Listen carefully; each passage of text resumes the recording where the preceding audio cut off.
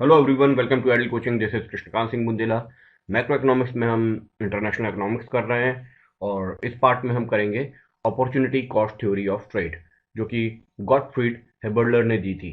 Gottfried हेबर्लर का कहना था कि जैसा कि कंपैरेटिव कॉस्ट में केवल लेबर पर ध्यान दिया गया है, labour is the only source of factor of production और उसी की वजह से किसी भी प्रोडक्ट की वैल्यू बनती है। Labour theory of value Karl Marx की दी हुई है और ये बहुत ज़्यादा लोगों ने डिस्कार्ड की है बाद में, इसको नहीं माना है, क्योंकि और भी फैक्टर्स होते हैं, और भी तरीके होते हैं, और भी प्रोडक्शन के ऑल्टरनेटिव्स होते हैं जिसकी वजह से प्रोडक्शन पर असर होता है और गुड्स की प्राइसेस पर असर होता है। तो सबसे पहले हम ये जानते हैं कि अपॉर्चुनिटी कॉस्ट होती क्या है। सपोज एक व्यक्ति है और उसके पास दो ऑप्शन है, या तो वो बर्गर खाए या वो पॉपकॉर्न खाए। अब दोनों में उसको ये डिसाइड करना है कि कौन सा उसके लिए बेनिफिशियल रहेगा। अगर वो बर्गर खाएगा तो उसे होटल में बैठ के खाना पड़ेगा और उसका पेट भर जाएगा। अगर वो पॉपकॉर्न खाएगा तो पेट तो नहीं भरेगा, लेकिन उसे होटल में भी नहीं बैठना पड़ेगा, वो अपना रास्ते चलते चलते भी खा सकता है। तो वो देखेगा कि उसके पास टाइम है कि नहीं है। अगर टाइम है तो हो सकता है वो बैठ के बर्गर खाए, अगर नहीं है और टाइम पास भी करना है और ज़्यादा पेट भी नहीं भरना है तो वो पॉपकॉर्न की तरफ जाएगा। अगर वो पॉपकॉर्न की तरफ गया तो इसका मतलब ये है कि उसने बर्गर छोड़ दिया। That is opportunity cost. उस बर्गर से जो उसे बेनिफिट मिलने वाला था, पेट भरने वाला था, उस पेट भरने वाले बेनिफिट को छोड़कर उसने पॉपकॉर्न ले लिया। और अगर पॉपकॉर्न छोड़ता है और बर्गर खाता है तो उसका पेट भरता है, उसका टाइम पास नहीं हो पाता उतना, और उसे अपना समय भी देना पड़ता है क्योंकि उसे होटल में बैठ के खाना पड़ेगा। इसी तरीके से अगर हम बिजनेस में देखें, अगर एक व्यक्ति 1 लाख रुपए का इन्वेस्टमेंट करता है स्टॉक एक्सचेंज में और उसको उम्मीद है कि इससे 5 से 15% रिटर्न मिल जाएगा, मगर स्टॉक मार्केट में तो रिस्की है उसका पैसा। ये एक ऑप्शन था उसके पास। अगर उसने इन्वेस्ट कर दिया तो इसका मतलब वो जो रिस्क फ्री बॉन्ड में उसको 8% का रिटर्न मिलने वाला था, उसको उसने छोड़ दिया। तो अगर उसने बॉन्ड छोड़ दिए, ये तो 8% उसने छोड़ दिया। तो that is opportunity cost of this person. Suppose ये कुछ रॉ मटेरियल है, ठीक है। अब ये रॉ मटेरियल का प्रोसेसिंग होता है और इससे दो प्रोडक्ट बनाए जाते हैं, ए और बी। इन दोनों प्रोडक्ट में अगर हमको ए ज़्यादा बनाना है और बी कम करना है तो बी के हिस्से का रॉ मटेरियल हम ले लेते हैं और उससे ए बना देते हैं। तो किसके हिस्से का हमने रॉ मटेरियल लिया? बी के हिस्से का। तो बी के हिस्से का जितना हमने रॉ मटेरियल लिया है ए का एक प्रोडक्ट बनाने के लिए, उसको हम कहते हैं अपॉर्चुनिटी कॉस्ट। इस वर्ड पे ध्यान दीजिएगा, वो रॉ मटेरियल का कॉस्ट जिससे एक प्रोडक्ट बन सके, मार्जिनल यूनिट प्रोडक्ट हो सकता है। हम जब बी बनाते हो तो हमारा माल दुगना लगता हो या 3 गुना लगता हो, और ए बना रहे हैं तो माल कम लगता है। या ऐसा भी हो सकता है कि 3 बी के बराबर एक ए का माल है, यानी अगर हमको एक ए बनाना है तो 3 बी सेक्रीफाइस करना पड़ेंगे, तब कहीं हमारा एक ए बन सकता है, क्योंकि रॉ मटेरियल तो उतने ही सीमित है। तो जो हम सेक्रीफाइस कर रहे हैं उसको हम बोलते हैं opportunity cost. For example, India को अपना प्रोडक्शन कम करना है कॉटन का 2 लाख बेल्स से, और वीट का 1 लाख टन का प्रोडक्शन बढ़ाना है। तो अपॉर्चुनिटी कॉस्ट वीट की क्या क्या लाएगी? अगर एक वीट की यूनिट ले तो 2 कॉटन की यूनिट्स सेक्रीफाइस करनी पड़ेगी। ये इसका मतलब हुआ। तो हेवर्लर ने अपॉर्चुनिटी कॉस्ट कर्व का इस्तेमाल किया है एक कमोडिटी को यूज करने के लिए जिसमें दूसरी कमोडिटी बन सकती थी। तो उस कमोडिटी के बिहाफ पे पहली कमोडिटी कैसे बनेगी। अपॉर्चुनिटी कॉस्ट को ट्रांसफॉर्मेशन कर्व या प्रोडक्शन पॉसिबिलिटी कर्व कहते थे पॉल सेमल्सन, और प्रोडक्शन फ्रंटियर या प्रोडक्शन इंडिफरेंस कर्व कहते थे ए पी लर्नर। ये अलग अलग नाम हैं इन लोग के द्वारा दिए गए। तो पहले हम देखते हैं इसके अजम्पशंस क्या क्या है। फर्स्ट अजम्पशन ये है कि इसमें फुल एम्प्लॉयमेंट का इक्विलिब्रियम होगा। ओके, क्योंकि क्लासिकल्स थे। परफेक्ट कंपटीशन होगा कमोडिटी और फैक्टर मार्केट्स के बीच में।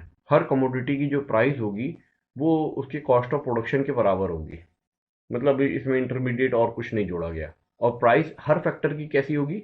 मार्जिनल प्रोडक्टिविटी के बराबर होगी, वही चीज़। The supply of factors is fixed. जो भी हम फैक्टर्स इसमें इस्तेमाल कर रहे हैं बनाने के लिए वो फिक्स रहेंगे। टेक्नोलॉजी भी फिक्स रहेगी, गिवन रहेगी।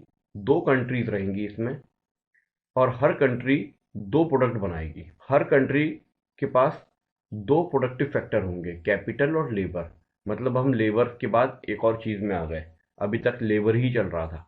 परफेक्ट फैक्टर मोबिलिटी होगी, लेकिन कंट्री के अंदर ही, यानी कैपिटल या लेबर एक कंट्री के अंदर डोमेस्टिकली मूव कर सकते हैं perfectly. Factor of production are perfectly immobile between the two countries, लेकिन दो कंट्रीज के बीच में ये मूव नहीं कर सकते, जैसे कि पहले वाली थ्योरीज में था। Neither of the two countries imposes any restriction upon international trade, मतलब फ्री ट्रेड इसमें इन्होंने लिया है। अब देखते हैं क्या बोलती है थ्योरी। बहुत सारे फैक्टर्स होते हैं जो प्रोडक्शन के लिए बेस होते हैं, लैंड, लेबर, कैपिटल, इंटरप्राइज। ज़रूरी नहीं है कि केवल लेबर से ही हो, हर चीज़ चाहिए हमें, लैंड भी चाहिए, कैपिटल भी चाहिए, लेबर भी चाहिए। तो मान लीजिए एक कॉम्बिनेशन है हमारे पास इसका, और इससे हम दो प्रोडक्ट बना सकते हैं, एक्स और वाई।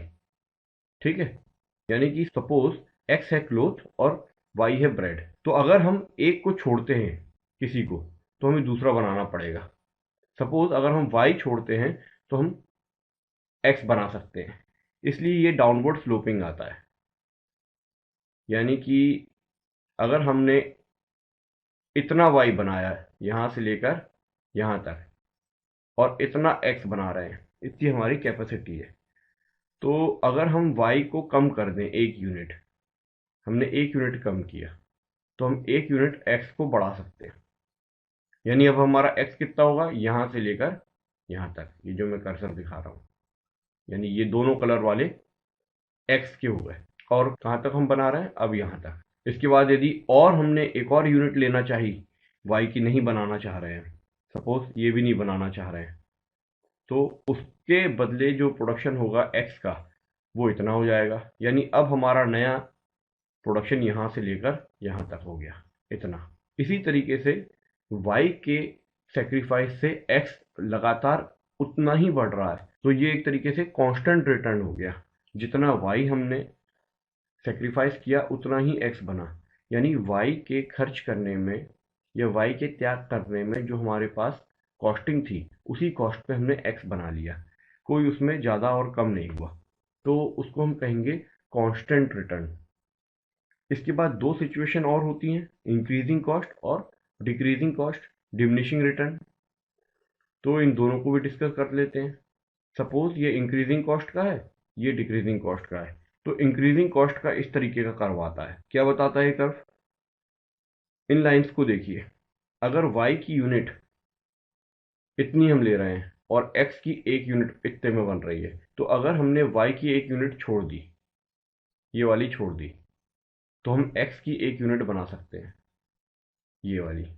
यानी x हमसे इतना ही बना। पहले हमारा x ज़्यादा बन रहा था, अब x हमारा कम बना। यानी उतनी ही कॉस्ट में, जितने में y बन सकता था, हमारा x कम बना पहले की अपेक्षा। और अगर एक और यूनिट हमने y की ले ली, तो और कम बना x। यानी कि x कम बनता जा रहा है और y हमारा ज़्यादा खर्च होते जा रहा है। तो ये तो कम बनता जा रहा है, तो इसको आपने इंक्रीजिंग कॉस्ट क्यों लिखा? ये तो डिक्रीजिंग है। नहीं नहीं, है तो डिक्रीजिंग, मगर डिक्रीजिंग क्वांटिटी वाइज है, कॉस्ट वाइज नहीं। कॉस्ट वाइज तो इंक्रीजिंग है। क्यों? सपोज इस y में 10 रुपए लगते थे, 10 रुपए में आप एक एक्स बना लेते थे पहले। अब कितना बन रहा है बाद में? आधा ही एक्स बन पा रहा है उस 10 रुपए में। और 10 रुपए फिर से आपने खर्च किए, फिर और कम बनेगा आपका एक्स। यानी कि एक्स कम बन रहा है, यानी कि उतने ही 10 रुपए में कम एक्स बन रहा है। यानी हमारी कॉस्टिंग बढ़ती जा रही है, इसलिए इसको इंक्रीजिंग कॉस्ट कहा गया है। वहीं अगर हम ये डिक्रीजिंग कॉस्ट का देखें, तो इसमें इस तरीके का ग्राफ आएगा, और सपोज हम ये प्रोडक्शन कर रहे हैं, वाई इतना है और उससे जो एक्स का प्रोडक्शन है वो इतना है। अगर हमने वाई का एक यूनिट कम कर दिया, तो एक्स कितना बना पा रहे हैं हम? ज़्यादा बना पा रहे हैं। पहले एक्स कम बना पा रहे थे, अब ज़्यादा बना पा रहे हैं एक्स की यूनिट्स। और हमने कम किया वाई, तो हम और ज़्यादा बना पा रहे हैं एक्स। तो इसका मतलब यह है कि उतनी ही कॉस्ट में हमारी एक्स की प्रोडक्शन बढ़ रही है, यानी कि हमारा कॉस्ट कम होता जा रहा है। उतने ही खर्चे में हम ज़्यादा एक्स बना पा रहे हैं, यानी हमको सस्ता पड़ रहा है एक्स। तो ये डिक्रीजिंग कॉस्ट हो गया। लेकिन डिक्रीजिंग वाला भी और वो जो मैंने पहले बताया कांस्टेंट वाला, ये दोनों ही कंडीशन रियल वर्ल्ड में नहीं आती। क्यों? क्योंकि कांस्टेंट तो आ ही नहीं सकती कि एक प्रोडक्ट का रॉ मटेरियल दूसरे में पूरा पूरा फिट बैठ जाए, ऐसा नहीं हो सकता। और यहाँ पर भी अगर डिक्रीजिंग है तो इसमें एक्स का प्रोडक्शन बढ़ता जा रहा है, तो भैया एक्स खरीदेगा कौन अगर एक्स बढ़ाते जाओगे आप? तो अगर आपने वाई कम करते गए तो एक्स ज़्यादा हो जाएगा आपके पास, उतना ही। तो एक्स का प्रोडक्शन उतना नहीं करना हो हमें, तो ये तो अपन ने ग्राफ बनाया, हो सकता है इतने इतने से में ही करोड़ों एक्स बन जाएं। तो ये इसमें रियल वर्ल्ड में दिक्कत हो जाती है, क्योंकि इसमें कंट्रोल नहीं है। मगर इंक्रीजिंग कॉस्ट में कंट्रोल है, क्योंकि हमको पता है कॉस्ट हमारा बढ़ता जा रहा है। तो हम लिमिट में ला सकते हैं, जहां हमारा प्रॉफिट मैक्सिमाइजेशन हो गया, बस वहां तक हम उसको लिमिट में कर देंगे। उसके बाद हम नहीं बनाएंगे। कि हमारा एक्स कम होता जा रहा है उतने ही कॉस्ट में, यानी हमारी कॉस्टिंग बढ़ती जा रही है, तो हम उसको कम कर देंगे। अब ये चीज़ बहुत ध्यान से समझिएगा। सपोज लैंड, लेबर, कैपिटल, ये है फैक्टर ऑफ प्रोडक्शन, और इसके द्वारा हम दो प्रोडक्ट बना सकते हैं, एक्स और वाई। बहुत ध्यान से समझिएगा। अब अगर हमको वाई नहीं बनाना है, क्यों? क्योंकि हमने वाई का त्याग कर दिया, यानी कि उसको गिव अप कर दिया। तो वाई का जो प्रोडक्शन में रॉ मटेरियल लगता था, वो किस तरफ चला गया? एक्स की तरफ चला गया, यानी कि ट्रांसफॉर्म हो गया। वाई किस में ट्रांसफॉर्म हो गया? एक्स में ट्रांसफॉर्म हो गया। अब सपोज कितना हुआ ट्रांसफॉर्म?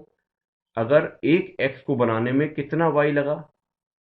सपोज 5 यूनिट वाई के ट्रांसफॉर्म होते हैं, तो 1 यूनिट बनता है एक्स का। तो इसका रेशियो कितना हुआ? 5:1 का। 5 यूनिट वाई की और 1 यूनिट एक्स की, ऐसा बनाइए। ट्रांसफॉर्म हो गया, तो इसको हम बोलते हैं marginal rate of transform Y से एक्स की तरफ। वाई ट्रांसफॉर्म हो गया एक्स पे, मार्जिनल रेट ऑफ ट्रांसफॉर्मेशन। कहीं कहीं इसको मार्जिनल रेट ऑफ सब्सटीट्यूशन भी कहा है, वो हम उस पर डिस्कस करेंगे क्या डिफरेंस है कभी और। लेकिन अभी आप समझिए marginal rate of transformation Y से एक्स में हो गया। इसको हम सिंपली ऐसा लिख सकते हैं, marginal rate of transformation X Y. ठीक है? किसके बराबर है ये? Del Y upon del X. Del Y क्या है? वो प्रोडक्शन का हिस्सा वाई का जो एक्स बना रहा है। कितना एक्स? Marginal x. डेल का मतलब क्या होता है? मार्जिनल, मतलब 1 यूनिट। 1 यूनिट एक्स को बनाने में कितना वाई लग रहा है, वो मार्जिन। और ये माइनस साइन शो कर रहा है कि जो स्लोप बनता है वो डाउनवर्ड्स होता है। हम लोगों ने अभी पीछे तीनों स्लोप देखे, तीनों नीचे की तरफ आ रहे थे, लेफ्ट से राइट की तरफ आ रहे थे। इसलिए माइनस का साइन है। माइनस का साइन क्वांटिटीज की वजह से नहीं है। माइनस का साइन ये शो करता है कि एक प्रोडक्ट आप गिव अप करते हो तो दूसरा बन पाता है, फिर और गिव अप करते हो तो पहला बन पाता है। इसका मतलब एक तरीके से नेगेटिव स्लोपिंग आ रहा है। दोनों साथ साथ बढ़ते हैं तो नेगेटिव स्लोपिंग नहीं आता। ये इस तरीके का आ रहा है नेगेटिव स्लोपिंग, इसलिए यहाँ पर माइनस का साइन लगा है। ओके। मगर ये ध्यान रखिए यहाँ पर कि ये हम क्वांटिटी की बात कर रहे हैं, कितना वाई की क्वांटिटी को सेक्रीफाइस किया एक्स के लिए, क्वांटिटी के टर्म्स में। अब अगर कॉस्ट के टर्म्स में देखें तो महंगा कौन पड़ रहा है हमें? एक्स महंगा पड़ रहा है और वाई हमें सस्ता पड़ता है। तो मार्जिनल कॉस्ट एक्स का ऊपर लिखेंगे और मार्जिनल कॉस्ट वाई का नीचे लिखेंगे। इसीलिए ये फॉर्मूला बनेगा marginal rate of transformation from Y to X. तो अब हमारे पास तीन चीजें हो गई। एक हो गया del Y by del X quantity के टर्म्स में, एक कॉस्ट के टर्म्स में marginal cost of X, marginal cost of Y, और ये एक मार्जिनल रेट ऑफ ट्रांसफॉर्मेशन। ये तीनों बराबर हो रहे हैं। अब ये कैसे बराबर हो रहे हैं, इसका डेरिवेशन देखते हैं। सपोज ये हमारे पास टोटल कॉस्ट है डेल सी, तो डेल सी को हम कैसे लिख सकते हैं? एक्स के टर्म में जो हमारी कॉस्ट लग रही है और वाई के टर्म में जो हमारी कॉस्ट लग रही है। तो हमने डेल सी और डेल सी, दो डेल सी ले लिए। एक एक्स के लिए एक वाई के लिए, इसको दो भाग कर लिया हमने, टोटल कॉस्ट के दो भाग कर लिए। एक भाग हमने एक्स का ले लिया, एक भाग वाई का ले लिया, यानी ऊपर नीचे हमने डायरेक्ट का इंटू कर दिया दोनों में। सपोज ये पूरा टोटल कॉस्ट था एक प्रोडक्ट बनाने का, दोनों का टोटल कॉस्ट सपोज 10 रुपये था, तो ये 5 रुपये, ये 5 रुपये, उस 5 रुपये में हमने ये दोनों का ऊपर नीचे इंटू कर दिया, डेल वाई डेल एक्स, ठीक है, 5 + 5 था। अब सपोज डेल सी 0 है, मतलब बहुत माइन्यूट अंतर हुआ, मतलब इसमें 5 रुपये था तो 5 रुपये 1 पैसा बढ़ा, इसमें भी 5 रुपये 1 पैसा बढ़ा, तो बहुत मार्जिनल चेंज हुआ। तो डेल सी में ज़्यादा फर्क नहीं पड़ा, तो डेल सी में जब कुछ फर्क नहीं पड़ा तो हमने ज़ीरो मान लिया, जो चेंज हुआ वो कुछ नहीं था तो ज़ीरो मान लिया, तो ये पूरा जो हो गया ज़ीरो के बराबर हो गया। अब हम इसको डेल वाई वाले को इधर ही रखते हैं, इसको उस तरफ भेज देते हैं, तो ये इस तरफ जाके माइनस हो गया। अब इस डेल वाई के नीचे हम ये डेल एक्स ले आते हैं और ये उधर भेज देते हैं, तो del Y by del X minus में हो गया, और ये del C by del Y इधर नीचे आ गया, और ये वाला del C by del X ऊपर रह गया। ये del C by del X है क्या? ये टोटल कॉस्ट है और उसमें से एक्स का हिस्सा, यानी मार्जिनल कॉस्ट ऑफ एक्स है ये, और ये मार्जिनल कॉस्ट ऑफ वाई है। ठीक है, तो हमने ये इसके बराबर कर दिया, del Y by del X equal to marginal cost of X upon marginal cost of Y. यही तो हमारा था, marginal rate of transformation from Y to X. ये अपन ने इक्वेशन निकाल दिया पूरा, ये इसके बराबर है और ये इसके बराबर है। अब इसको हम समझते हैं थोड़ा और प्रैक्टिकली। ये हमने पहला डायग्राम देखा था जिसमें बराबर बराबर असर हो रहा था। अब इसमें अपन देखें कि ये P से P1 अपन ने अगर सेक्रीफाइस किया, जैसे मैंने आपको अभी बताया इसमें कि del Y by del X क्या होता है, मार्जिनल रेट ऑफ ट्रांसफॉर्मेशन या marginal cost of X upon marginal cost of Y. तो यहाँ पर P से P1 क्या हुआ, डेल वाई, और O से Q1 क्या हुआ, डेल एक्स। तो marginal rate of transformation y to x del Y by del X क्या होगा, P से P1 अपॉन O से Q1।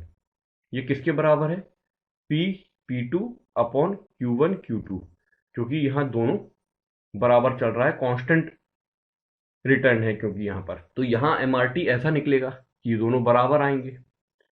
ठीक है, तो ये सिचुएशन हम नहीं ले सकते क्योंकि ऐसी सिचुएशन होना प्रैक्टिकल लाइफ में पॉसिबल नहीं है, जैसा मैं आपको बता चुका हूँ। अब ये दोनों सिचुएशन जो हमने देखी थी, इंक्रीजिंग कॉस्ट और डिक्रीजिंग कॉस्ट वाली, इसमें क्या क्या है, इंक्रीजिंग वाली हम ले सकते हैं, डिक्रीजिंग वाली हमारे लिए ठीक नहीं है।